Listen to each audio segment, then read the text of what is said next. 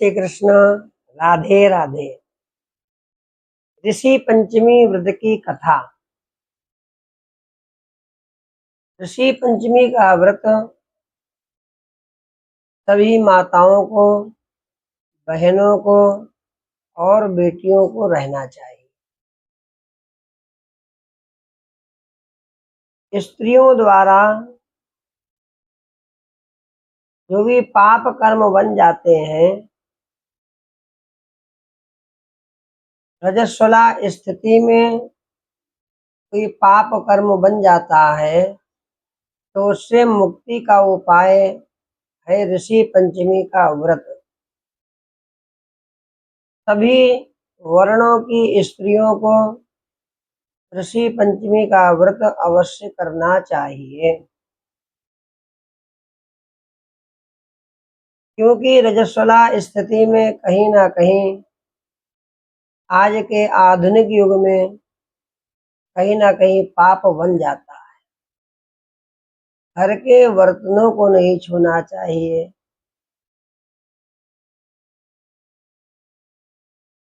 और कहीं ना कहीं छुआछूत हो ही जाती है। इसलिए सभी माताओं को, बहनों को, बेटियों को ऋषि पंचमी का व्रत अवश्य कराना चाहिए, रहना चाहिए।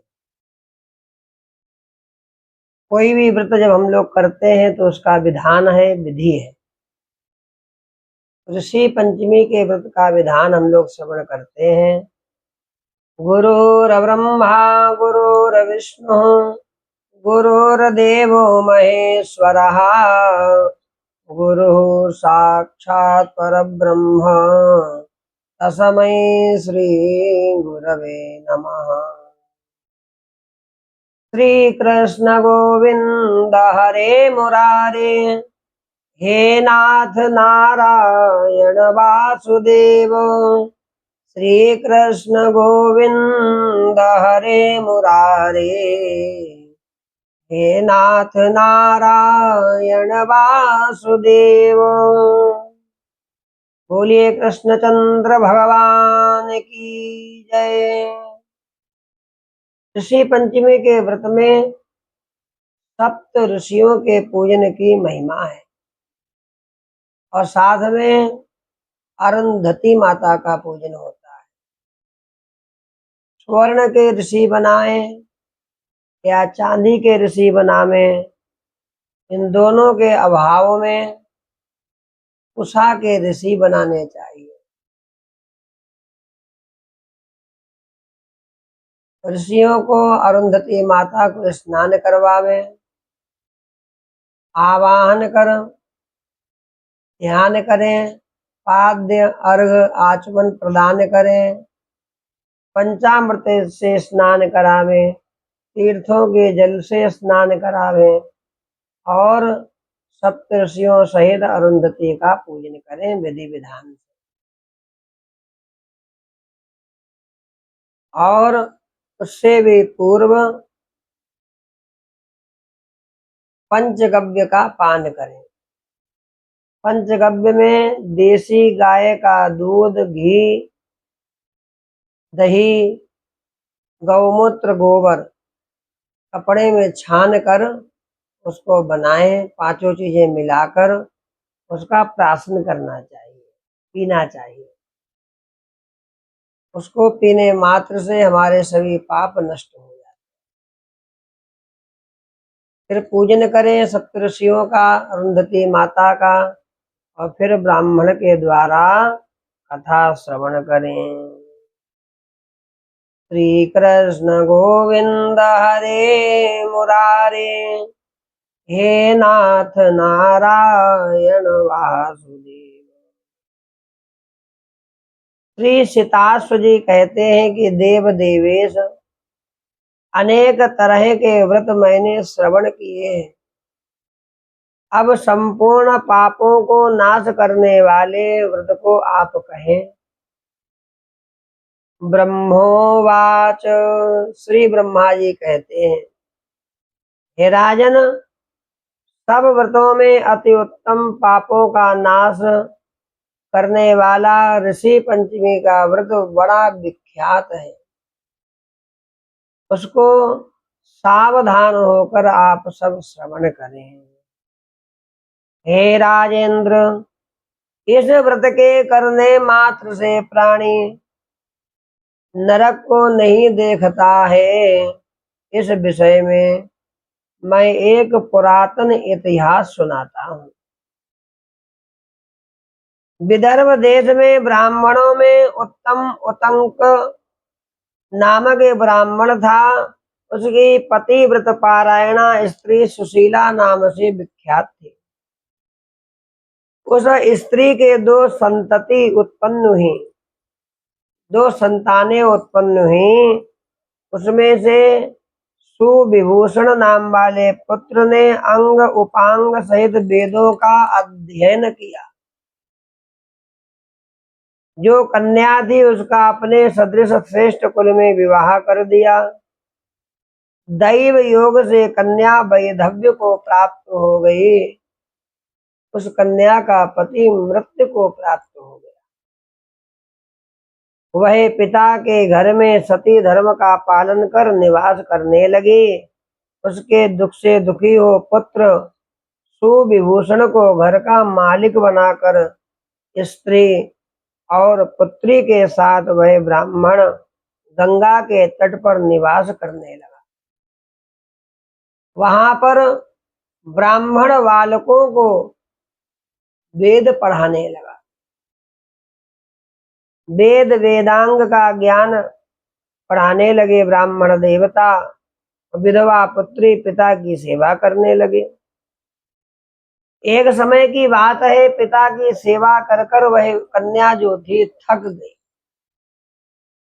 रात्र के समय शयन करने पर उसके शरीर में कृमियों का उत्पन्न हो गया।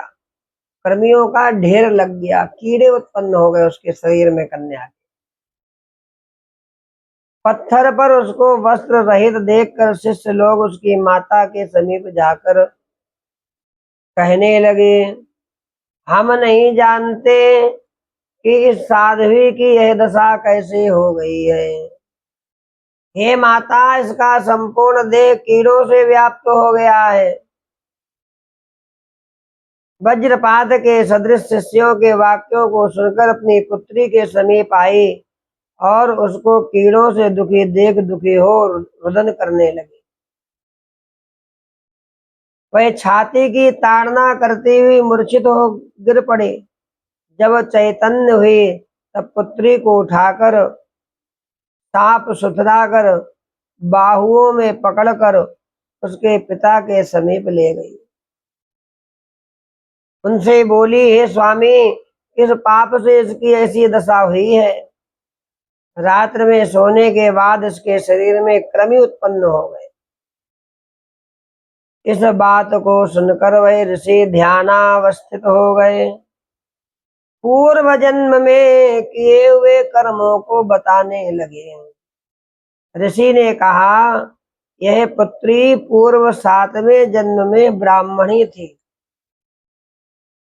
यह रजस्वला धर्म में घर के बर्तन आदि का स्पर्श करती थी। उसी पाप से इसके देह में कृमि पड़ गए। रजस्वला स्त्री प्रथम दिन चांडाली, द्वितीय दिन ब्रह्मघातनी और तीसरे दिन रज की धोबिन कहलाती है। चतुर्थ दिन शुद्ध हो जाती है, परंतु देव कार्य और पितृ कार्य के योग्य वह 7 दिन के बाद ही होती है। उस समय अपनी सहेलियों के संग में व्रत को देख श्रद्धा नहीं करती थी। व्रत के मात्र दर्शन के प्रभाव से निर्मल ब्राह्मण वंश में यह उत्पन्न हो गई, किंतु व्रत के अपमान के कारण इसका शरीर कृमियों से व्याप्त हो गया। इसके शरीर में कीड़े पड़ गए। तुमसे इसके दुष्कर्म का कारण कहा। सुशीला कहने लगी, जिस व्रत के दर्शन मात्र से निर्मल ब्राह्मण वंश में आपके यहाँ जन्म लिया, जिसका अपमान करने से निद्रा अवस्था में शरीर में कृमि उत्पन्न हो गए, हे नाथ, यह आश्चर्य है, इसलिए आप उस व्रत को कहिए। वह कौन सा व्रत है? ऋषि बोले, हे सुशीले, व्रतों में उत्तम व्रत को तुम ध्यान लगाकर सुनो। जिसके करने मात्र से इस पाप से मुक्त हो सकती हो और आध्यात्मिक, आदि दैविक, आदि भौतिक दुखों से दूर होकर स्त्री सौभाग्यशालिनी होती है तथा कल्याण की वृद्धि आदि संपत्तियां प्राप्त हो जाती हैं। जिस दिन भाद्रपद मास की शुक्ल पंचमी हो, उस दिन नदी के पास जाकर नदी में स्नान करना चाहिए।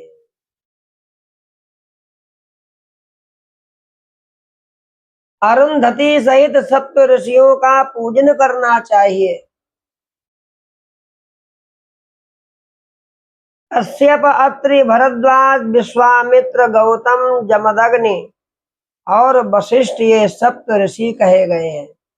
इन सप्त ऋषियों का अरुंधति सहित पूजन करना चाहिए।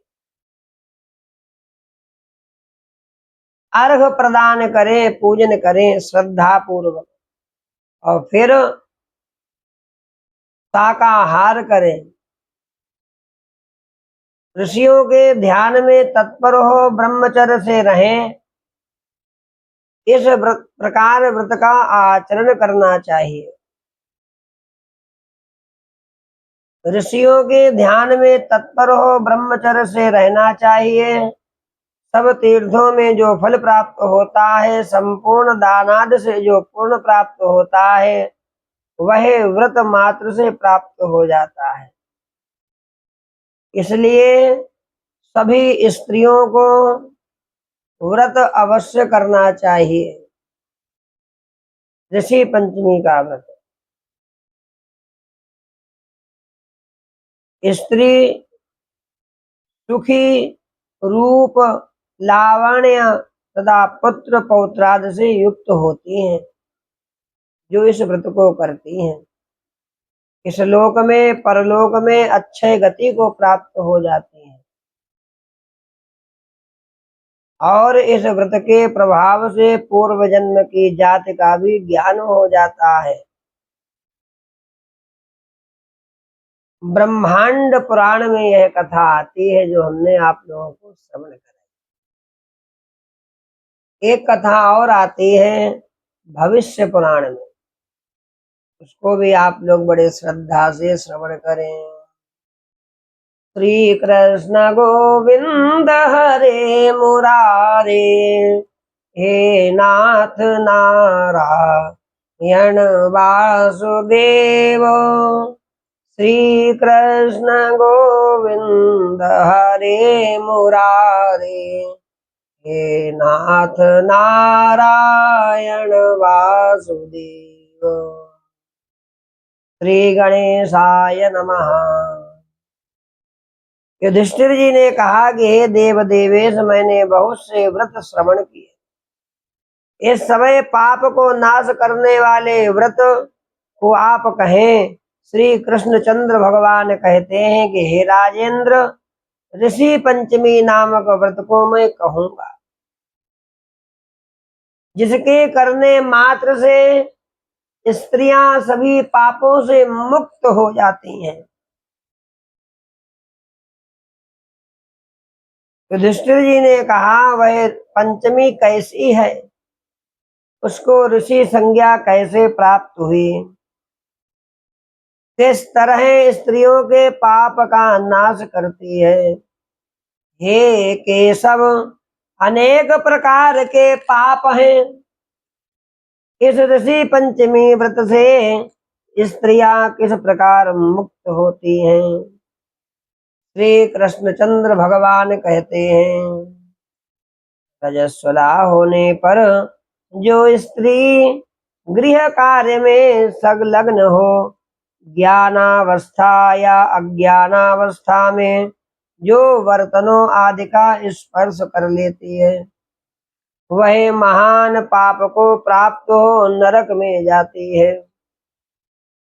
इस कारण से रजस्वला को गृह कार्य में निषेध बताया गया है।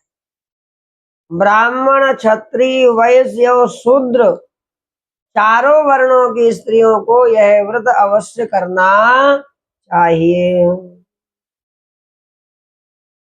पूर्व समय में वृत्तासुर को मारने से इंद्र को ब्रह्म हत्या का पाप लगा। इंद्र दौड़ के गए ब्रह्मलोक में ब्रह्मा के पास में। ब्रह्मा ने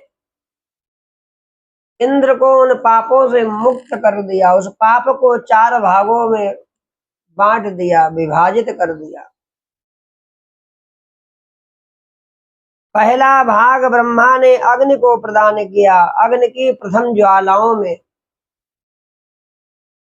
द्वितीय भाग को नदी के प्रथम जल में, तृतीय भाग को पर्वतों में और चतुर्थ भाग को स्त्रियों के रज में गिरा दिया ब्रह्मा जी ने। और ब्रह्मा की आज्ञा है कि चारों वर्ण रजस्वला स्त्री को सदा दूर रखें। प्रथम दिन रजस्वला स्त्री चांडाली, द्वितीय दिन ब्रह्मघातनी, तृतीय दिन रज की धोबिन कहलाती है। इन दिनों में स्त्रियों को अपने पति से भी दूर रहना चाहिए थोड़ा सा, और घर की वस्तुओं को भी बहुत अधिक स्पर्श नहीं करना चाहिए। देव पूजन भी नहीं करना चाहिए, पितृ पूजन भी नहीं करना चाहिए। पवित्रता का विशेष ध्यान रखना चाहिए।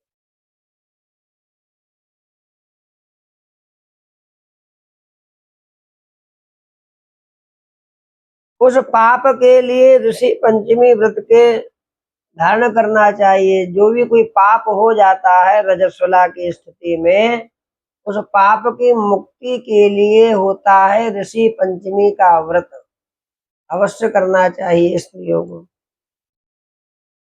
सब पापों को दूर करने वाली, सब उपद्रवों का नाश करने वाली ऋषि पंचमी व्रत को ब्राह्मण, क्षत्रिय, वैश्य, शूद्र वर्ण की स्त्रियां अवश्य करें।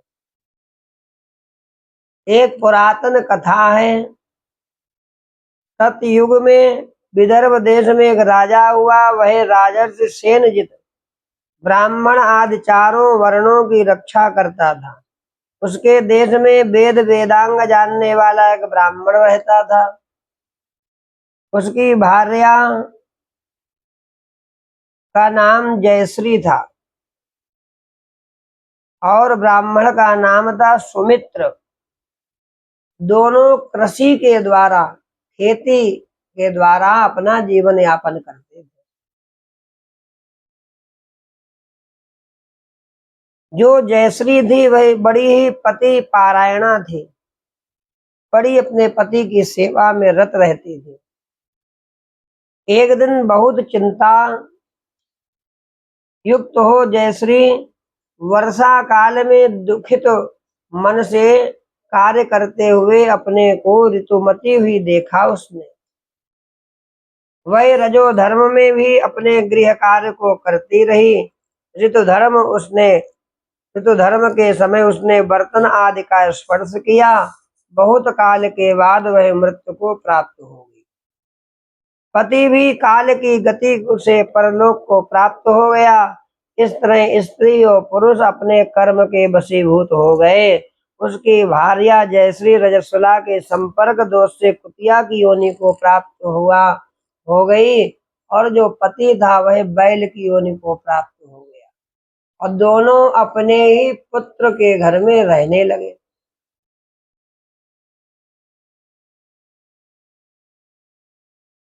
इस प्रकार दोनों ऋतुकाल के स्पर्श दोष से तिर्यक योनि को प्राप्त हो गए।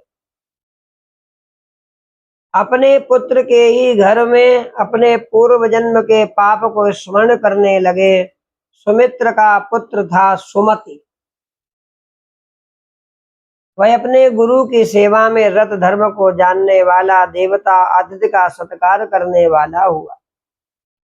सुमति अपने पिता की क्षय तिथि में अपनी चंद्रावती भार्या से बोले, हे चारुहासिनी, आज मेरे पिता की तिथि है, इसलिए आज विप्रों को भोजन कराना है, ब्राह्मणों को जिमाना है। हे, अतः तुम भोजन की तैयारी करो, उत्तम तैयारी करो भोजन की, ब्राह्मण आएंगे। अपने पति की आज्ञा पाकर चंद्रावती ने पकवान तैयार किए। उस समय खीर के पात्र में सर्प ने विष उगल दिया।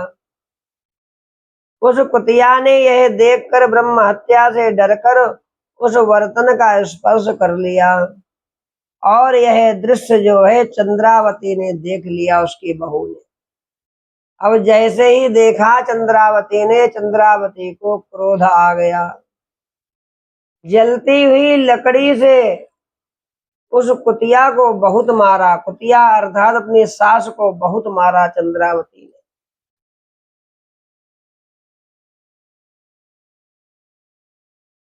खीर को त्याग कर सब बर्तनों को धोकर साफ किया। उसने दूसरी बार पाक सिद्ध कर विधि पूर्वक श्राद्ध किया।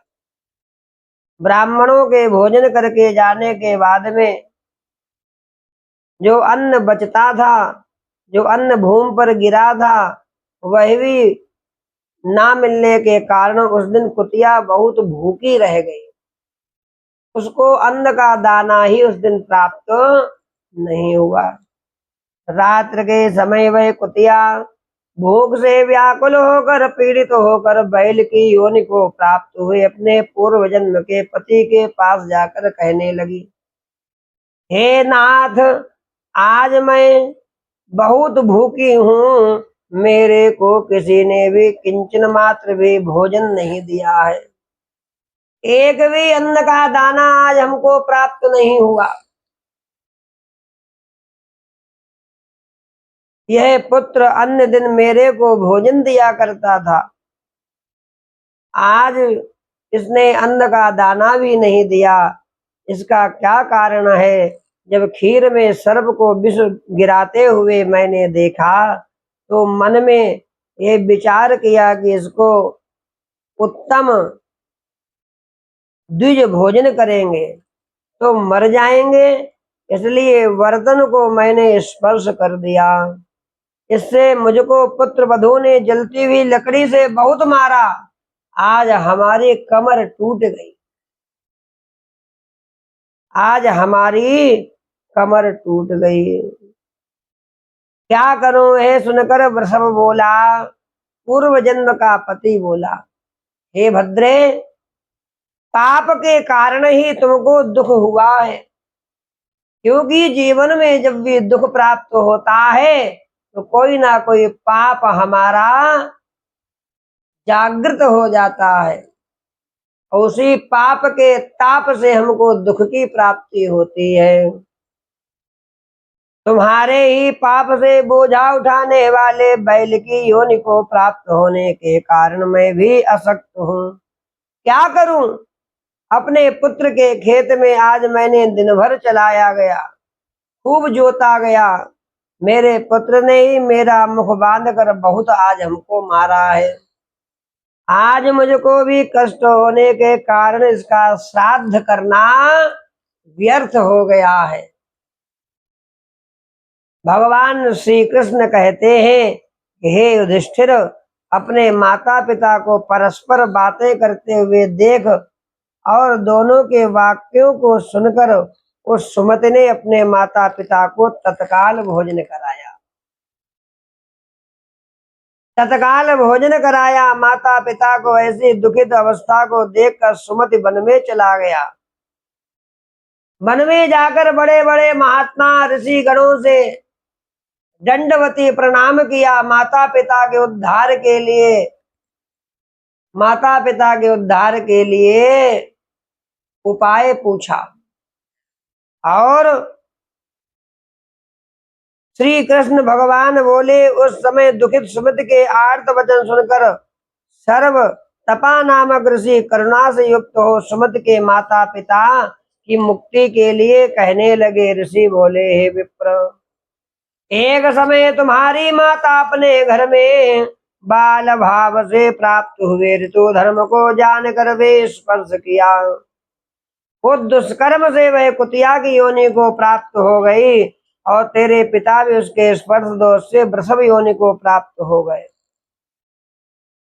हे ब्राह्मण, तू अपनी पत्नी के सहित ऋषि पंचमी के व्रत को करो, श्रद्धा पूर्वक व्रत को करो, भगवान की मंगलमयी कथा का रसपान करो और उस कथा का जो फल है वह कथा का फल अपने माता पिता को प्रदान करो, जिससे कि वह तुम्हारे माता पिता उस त्रियक योनि से मुक्त हो जाएंगे।